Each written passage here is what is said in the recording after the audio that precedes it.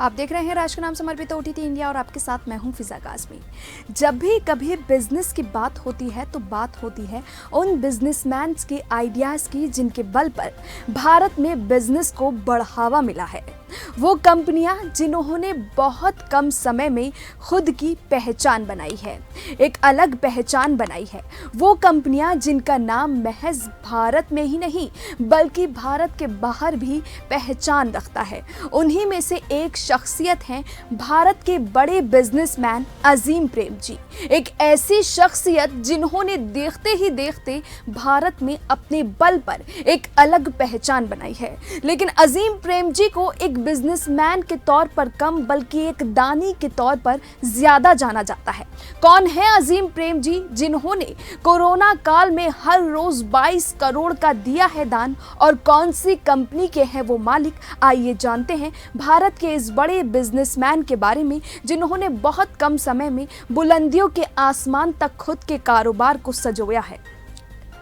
Business icon Azim Premji के बारे में जानने से पहले जरूरी है उनके परिवार के बारे में जानना। आपको बता दें कि अजीम प्रेमजी का जन्म एक बिजनेसमैन के घर पर हुआ था। उनके पिता का नाम हाशिम प्रेमजी था, जिनका बर्मा में यानी जो अब म्यांमार है वहां चावल का एक बड़ा कारोबार था। इसलिए उन्हें राइस किंग ऑफ बर्मा के नाम से भी खूब जाना जाता था। लेकिन कुछ समय पहले ही वो भारत आ गए। भारत आने के बाद उन्होंने गुजरात में अपने बिजनेस को बढ़ावा दिया और धीरे धीरे उन्हें भारत के बड़े चावल कारोबारियों की गिनती में शुमार किया गया। लेकिन अंग्रेजों के कुछ उसूलों के कारण उन्हें अपना बिजनेस बंद करना पड़ा। इसके बाद उनके पिताजी ने वनस्पति घी का कारोबार शुरू कर लिया।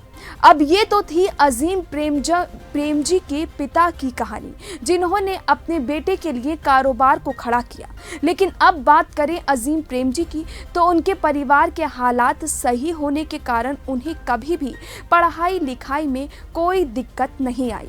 उन्होंने मुंबई में स्कूली शिक्षा लेने के बाद अमेरिका से इंजीनियरिंग की पढ़ाई पूरी की। हालांकि उस वक्त अजीम प्रेमजी महज 21 साल के थे, लेकिन उन्हें इस बात का अंदाजा भी नहीं था कि आने वाले वक्त में उनके साथ क्या होने वाला है। अजीम प्रेमजी के लिए जिंदगी को जीना काफ़ी ज़्यादा मुश्किल होने वाला था। दरअसल 1967 में जब अजीम प्रेमजी अमेरिका में पढ़ाई पूरी कर रही थी, तभी उनके पिता का निधन हो गया था। तभी अजीम प्रेमजी को वहां से वापस लौटना पड़ा और पिता के कारोबार को आगे बढ़ाने का उन्होंने फैसला किया। वैसे तो ये वक्त अजीम प्रेमजी के लिए बेहद मुश्किलों से भरा था, लेकिन उन्होंने महज 21 साल की उम्र में खुद को संभालते हुए पिता के रास्ते पर चलने का फैसला किया। अजीम प्रेमजी ने पिता के बिजनेस को संभालने का फैसला किया। उसके बाद अजीम प्रेमजी के इस फैसले का विरोध भी किया गया। उन पर इल्जाम लगने लगे कि एक 21 साल का लड़का कंपनी के भार को संभाल नहीं पाएगा, जिसे बिजनेस का अनुभव भी नहीं है।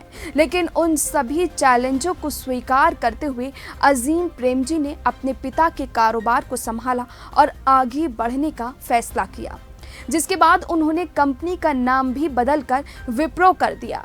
नाम बदलने पर भी काफ़ी ज़्यादा चर्चा हुई थी। देखते ही देखते 1977 तक अजीम प्रेमजी का कारोबार काफ़ी ज़्यादा विकसित हो गया। अपनी कंपनी के साथ साथ उन्होंने IBM के साथ भी एक नए कारोबार की शुरुआत कर दी और कारोबार को फैलाने का फैसला किया और अपनी दूरदृष्टि से कारोबार को भी आगे बढ़ावा दिया। इसके साथ ही अजीम प्रेमजी को दानी के रूप में भी जाना जाता है, क्योंकि उन्होंने कोरोना के काल में हर रोज 22 करोड़ का दान दिया है। इस बात की जानकारी खुद विप्रो की ओर से साझा की गई है। तो आज हमने बात की बिजनेस जगत के दानी बादशाह अजीम प्रेमजी के बारे में, लेकिन इसी तरह की और कहानियों को लेकर हम आपके बीच हाजिर होते रहेंगे। फिलहाल हमें अभी के लिए दीजिए इजाज़त।